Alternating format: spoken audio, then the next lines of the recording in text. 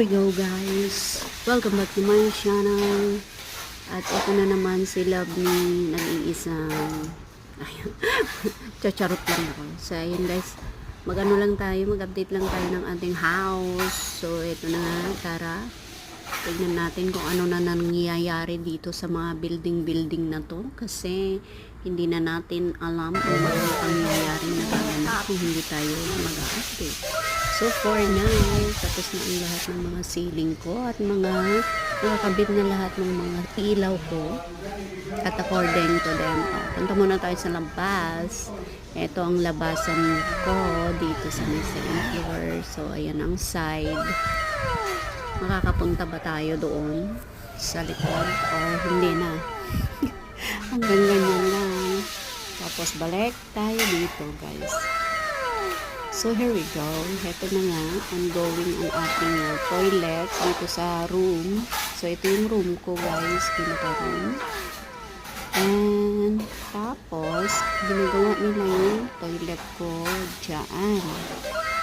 So yan, anong gumagawa ng toilet ko ba?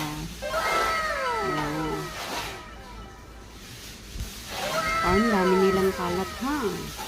Kaya hindi pa ako nagpalagay ng floor. So ito yung toilet ko guys, yung ginagawa nila pagkataas-taas. Tapos ano, tingnan nyo naman, paborito ko talaga yung mga wood type ba. So dahil hindi daw makahanap ng ano, ganyan na ilay ng parang marat type. So ganun na lang. So ito na nga, here we go.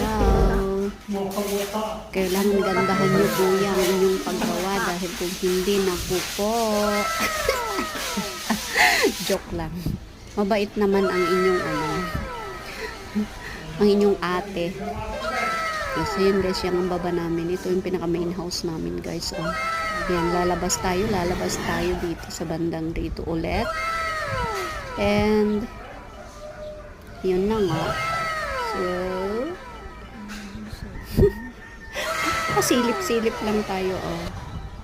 So yun guys, sa mga nagtatanong guys kung ano, may engineer ba itong bahay na to, meron po akong architect at meron din mag-engineer dyan guys. So medyo mahal lang ating nagastos, pero mas okay naman siya pag may ano, talaga tumitingin talaga pa.